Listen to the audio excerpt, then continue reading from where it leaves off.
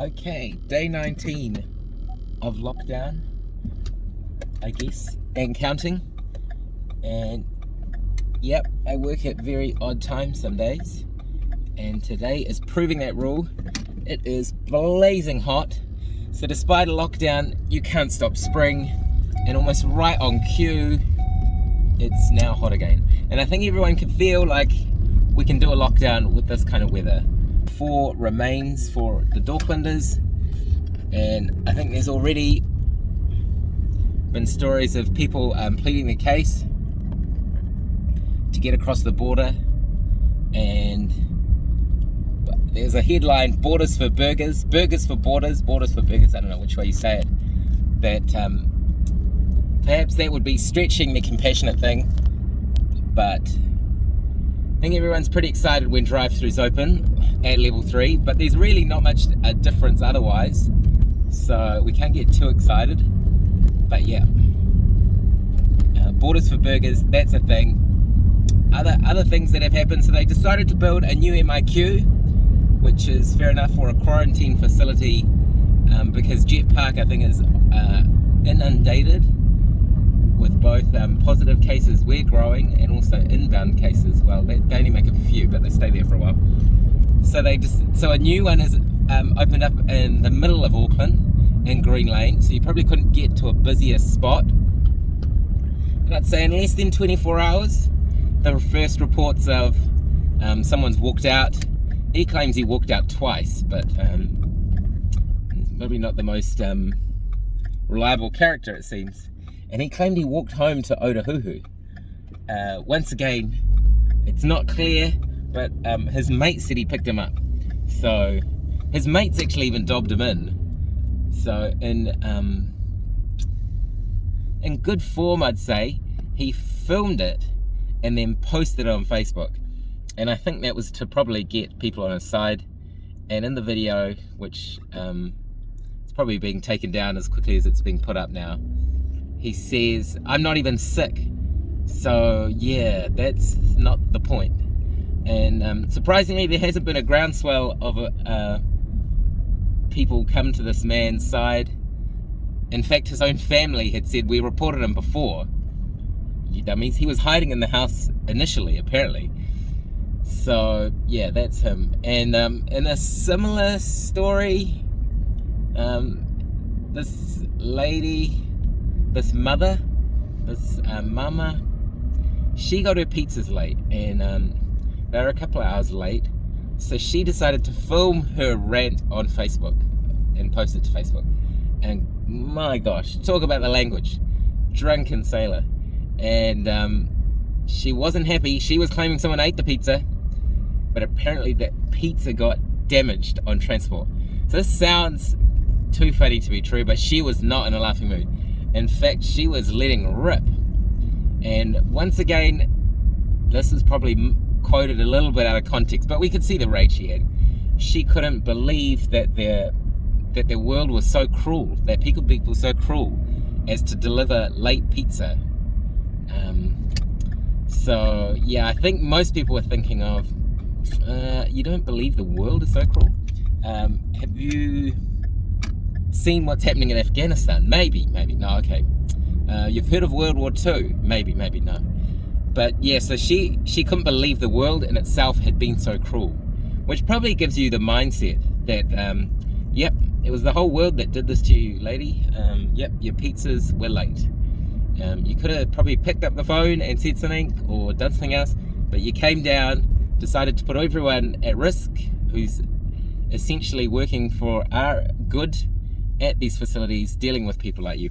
And she couldn't believe that people were not on her side. And in fact, I was wondering, is this person fit to look after children? I mean, let's be frank, if that's what happens with the delayed pizza, I'm just wondering if she ever comes into hospital, what that will be like. But anyway, so they moved her to a different facility, which is probably great for all.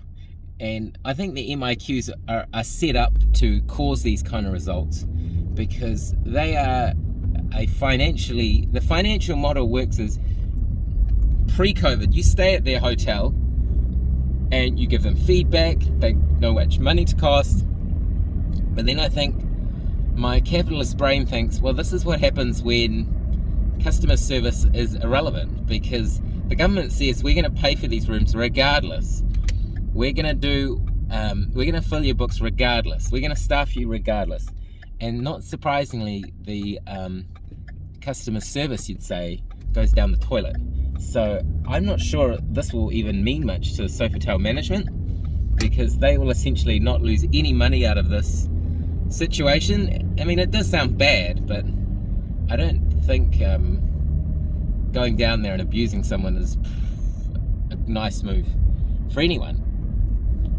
I mean, you could imagine the person trembling the next time they had to actually deliver the pizza. The fallout from Afghanistan is really still continuing to happen. Well, we call it fallout, but I'm not sure if it is really fallout, because it sounds like this is moving towards maybe a more normal situation.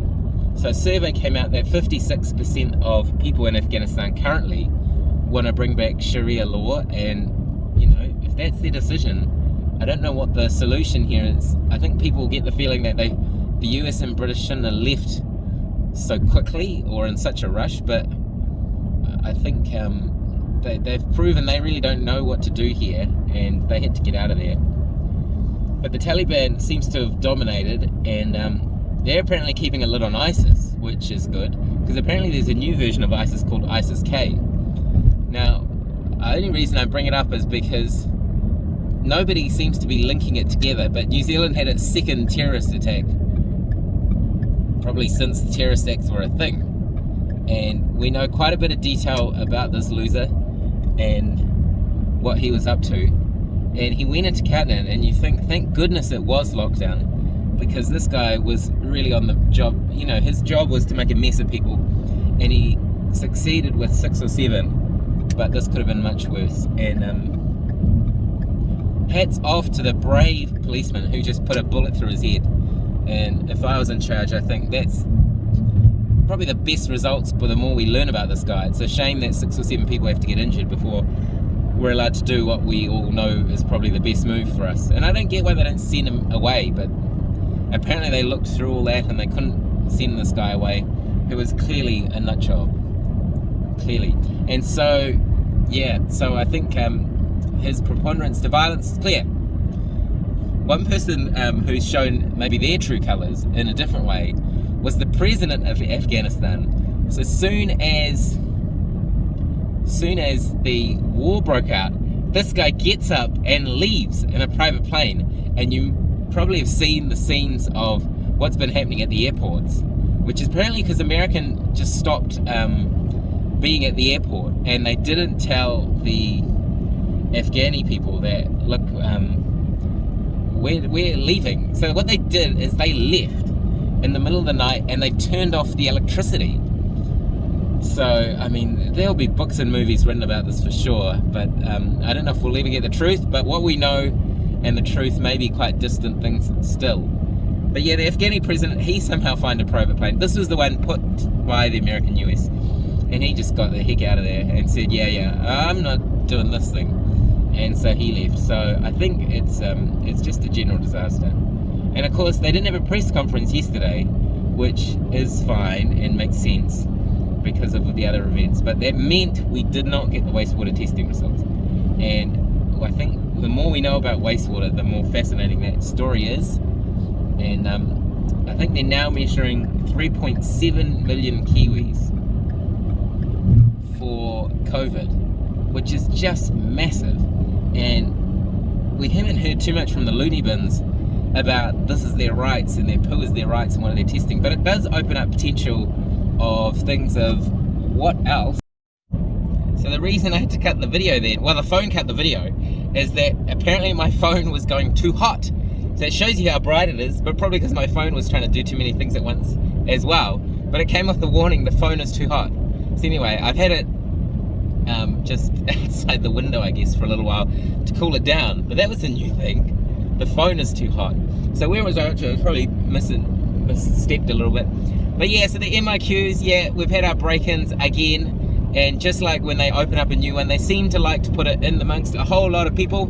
and this one is no different, right smack bang in the centre of Auckland. And sure enough, this guy's escaped twice. Sounds like he did make a bit of a nuisance for himself, hiding in bushes and things like that, but anyway, human people. And then I'll try and put a thing up for the genius who has broken into MIQ twice. And I'm sure there's more to the story than going on, but I mean, it just, when there's people involved, we get up to all sorts of things. So there's this guy trying to break out and this person trying to break in, both triggering all sorts of mischief. And come on guys, let's just hold the line. It's only, today was 20 cases, so hopefully we are on the steady decline. It seems like our friends in Australia, who we were meant to be blood brothers with, and they were meant to have the same COVID strategy as us, hence the Trans-Tasman bubble working, they have they've sort of whimpered in with the white flag. New South Wales saying it's going to relax COVID restrictions despite worsening cases. And Melbourne this time is not taking the lead, but they're talking about similar things. And I think if you've got both Melbourne and Sydney saying, look, we're not doing it, I don't see how this won't just become a widespread Australian problem. And unless we cut them off, this will be a widespread New Zealand problem. Oh, hang on, aren't we really good at vaccinating it? No. So we remain really at the bottom of the countries we measure against for vaccination.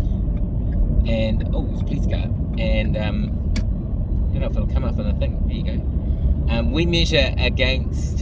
We measure really low for vaccination. Some people who are really pro the government have been sharing with me on social media and stuff. Hey, but look, if you look at the last few days, the last 7-day rolling average, we're actually higher than some places. Yeah, that's because we're bottom of the graph for the majority of it. So yeah, there's that's good statistical use of a graph and certainly can give you a boost, but we're way behind. I mean, we were really meant to do a plan of vaccinate, then think about open borders. And then, of course, we somehow seem to be in this mess, which is reversed, where we've got Delta into an unvaccinated population. And so the government says, yeah, we're going to spend more money. But we've seen how successful they are when they just think that money will solve everything. Certainly, we're vaccinating a lot of people per day, which is good. But if money would get the job done, I think most countries would be not in this predicament. So yeah, so that's a problem, and we seem to be in the thick of it. But yeah, good news that the numbers are going down. Bad news for the Aussies. They I think this is going to be pretty savage on them. But fortunately, I guess we're going into a warmer climate, so maybe Perth, maybe Queensland won't be so bad. But yeah, so that's no good.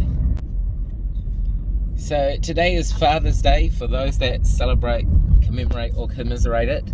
It's one of these times where not totally sure I get the whole thing, like what is the point of it, but anyway, kids get to jump on you and give you stuff. I got a boiled egg, which was pretty good, and a spinny wheel of prizes. That was pretty neat. But to all those fathers and people who have lost their father, maybe it's a good time to think about that. And so there are a lot of cars now on the road, and typically a weekend in Auckland is actually, I think it's more traffic often than less. So I'm sure there's like valid reasons, but I mean, we got a delivery of some toys, which I was surprised at. I didn't think that would happen at Level 4, and I'm pretty sure I ordered them prior to the lockdown. So I understand things, you can get stuff delivered, but they have to be really, make sure they've got their level 4 protocols in place. But it was a company, I think they're based in Hamilton, so maybe that's part of it. But certainly other stuff we've ordered, they said we're not going to do it at Level 4. So our butcher, who's only, about 50 meters away from us, nice guy in my experience, he's on the front of the paper saying we're going to open, and there was something about the butchers were not happy because they're not allowed to be open, but the supermarkets are, and they're both selling the same thing, so it's sort of squeezing them out. And he said it's ridiculous. But I haven't been up there, but you can't actually get into the store, and you have to drop it off separately. So it's exactly identical to the fruit and veggie shop. next to him, and like just on that same corner of his shops, and also the dairy. The dairy can just walk in. So it does seem a little bit tricky why the rule applies to some, and there's all these edge cases which on the whole we've just accepted, but I think if lockdown is going to carry on, there's going to be decreasing tolerance for that, and I think that's to be expected. I mean, the example that Butch gave, which I don't know if it's a real example, that's what he said, but so let's say it's true, that a family went in, they bought a bunch of balloons from the dairy, so I guess his point is it's not really that essential, and then can't go to his shop to buy meat, which food you think would be essential, especially if people eat a lot of red meat. You know, I don't know if there's a lot of carnivore diet people out there, but I've been thinking about it, so yeah, so anyway, that happened. Okay, made it intact.